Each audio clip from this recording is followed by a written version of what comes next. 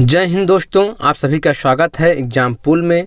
दोस्तों, आज का जो हमारा वीडियो है MP TET 6 March second shift में जो क्वेश्चन पूछे जाएंगे वही हम संभावित प्रश्न लेके आए हैं।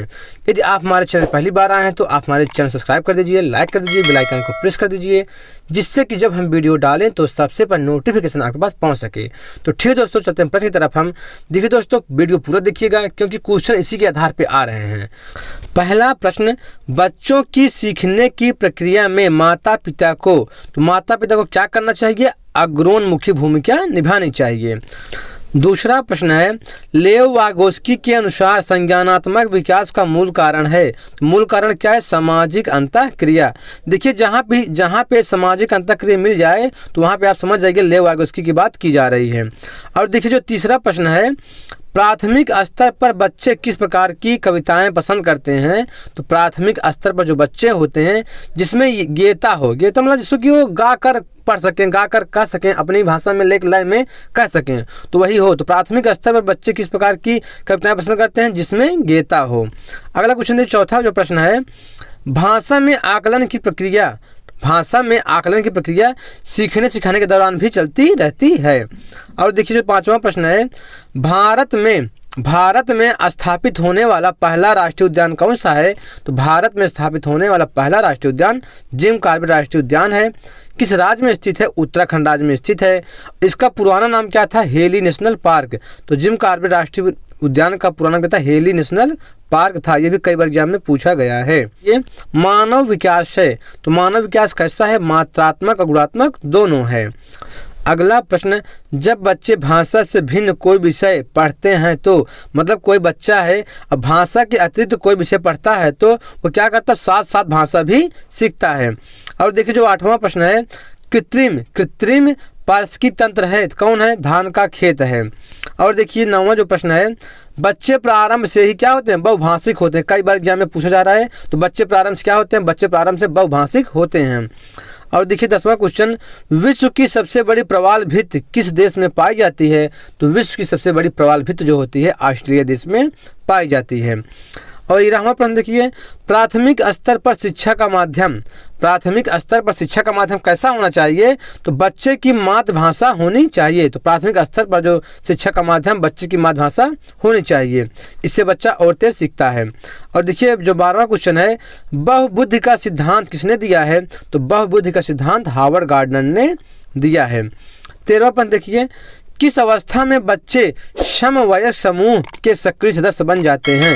तो किशोरावस्था में। देखिए, यहाँ पे समवयस्क मतलब होता है कि अपने एज के, ठीक है। तो किस अवस्था में बच्चे समवयस्क के समूह बन जाते हैं, सक्रिय सदस्य बन जाते हैं? तो किशोरावस्था में, ठीक है।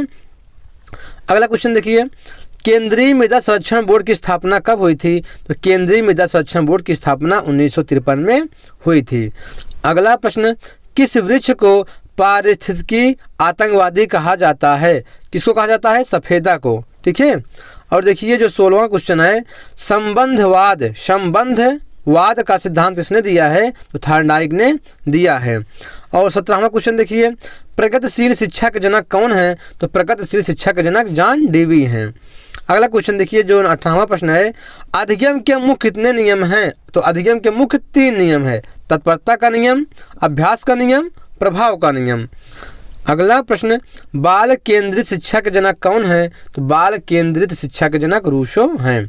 20वां क्वेश्चन देखिए, भारत के किस राज्य में नल सरोवर पश्चिम बिहार स्थित है? तो गुजरात राज्य में नल सरोवर पश्चिम बिहार स्थित है। अगला प्रश्न, जीन पियाजे के अनुसार भाषा विकास के लिए सबसे संवेदनशील समय कौन सा है? तो प्रारंभिक बचपन का समय है। और देखिए, जो 22वां प्रश्न है, भाषा शिक्षण में पाठ्य पुस्तक। तो भाषा शिक्षण में जो पाठ्य पुस्तक क्या एक साधन है। और देखिए, 23वां प्रश्न, भाषा सीखने सिखाने की प्रक्रिया में सबसे कम महत्वपूर्ण क्या है? भाषा सीखने सिखाने की प्रक्रिया में सबसे कम महत्वपूर्ण क्या है? भाषा की पाठ्य पुस्तक। अगला प्रश्न, कहानी सुनने से मतलब कोई बच्चा है तो कहानी सुनता है, उससे क्या होता है? तो कहानी सुनने से बच्चों की कल्पना शक्ति व चिंतन शक्ति का क्या होता है? विकास होता है। अगला क्वेश्चन देखिए, 25वां क्वेश्चन, भाषा के चारों कौशल हैं। तो भाषा के चारों कौशल क्या हैं? परस्पर अंतः अंता है, यहाँ पे परस्पर अंता संबंधित हैं। ठीक है, तो भाषा के चारों कौशल क्या है? परस्पर अंता संबंधित हैं।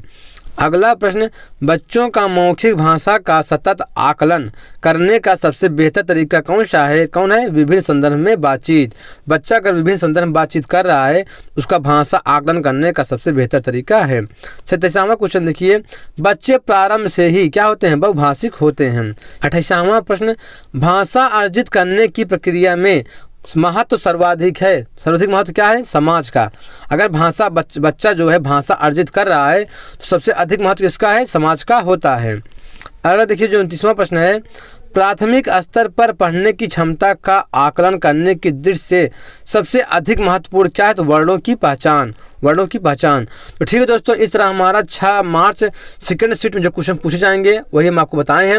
यदि आप हमारे चैनल पहली बार आए हैं तो आप हमारे चैनल सब्सक्राइब कर दीजिए, लाइक कर दीजिए, बेल आइकन को प्रेस कर दीजिए, जिससे कि जब हम वीडियो डालें तो सबसे पहले नोटिफिकेशन आपके पास पहुंच सके। तो ठीक है दोस्तों, आज इतना ही।